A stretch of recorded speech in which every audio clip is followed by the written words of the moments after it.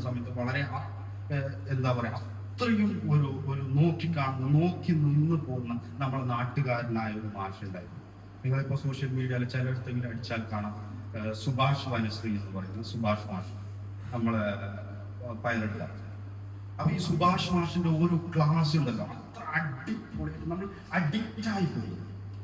സാറേ എന്ന് അക്ഷരം തെറ്റാതെ നമുക്ക് വിളിക്കാൻ പറ്റുന്ന ഒരു മാഷാണ് സുഭാഷ് മാഷ്. നമ്മളൊക്കെ മുമ്പിൽ കൊണ്ടുവരുന്നത് അല്ലെങ്കിൽ പ്രസംഗിപ്പിക്കുന്നത്, മാഷ് പഠിപ്പിക്കുന്നത് സാമൂഹ്യ പാഠമാണെങ്കിൽ ഫ്രീ ഗ്യാപ്പിലൊക്കെ വന്ന് ഇംഗ്ലീഷ് പുസ്തകങ്ങൾ വായിപ്പിക്കുമായിരുന്നു സുഭാഷ് മാഷ്. കാര്യം ആ മാഷിന്റെ ഒരു ആറ്റിറ്റ്യൂഡ്, അല്ലെങ്കിൽ നാടകങ്ങൾ പഠിപ്പിക്കുക, കലാ സാംസ്കാരിക രംഗത്ത് എന്താ പറയുന്നത്, ഞാൻ കണ്ടതിൽ വെച്ച് അല്ലെങ്കിൽ ഞാൻ ഏറ്റവും കൂടുതൽ റോൾ മോഡൽ ആക്കണമെന്ന് ആഗ്രഹിച്ചു സാറാണ് സുഭാഷ് മാഷ്. ആ മാഷൊക്കെയാണ് നമ്മൾ ആദ്യമായിട്ട് സ്കൂൾ നാടകങ്ങളിൽ വേദികളിൽ കയറ്റുന്നത്, പ്രസംഗത്തിന് കയറ്റുന്നത്.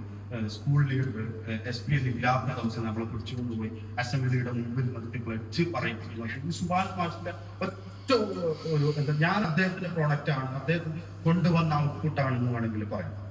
അതിന് ആ ഒരു മാഷിനൊക്കെ മുമ്പിൽ നിർത്തിക്കൊണ്ട് ഒരു സാംസ്കാരിക അല്ലെങ്കിൽ ഒരു സാഹിത്യ അക്കാദമി പോലെ ഒരു പക്ഷെ നമ്മുടെ പഞ്ചായത്തിന് ഉണ്ടാക്കാൻ കഴിയുന്നത് അത് മറ്റൊരു മാറ്റത്തിന്റെ പ്രൊഡക്റ്റാണ്.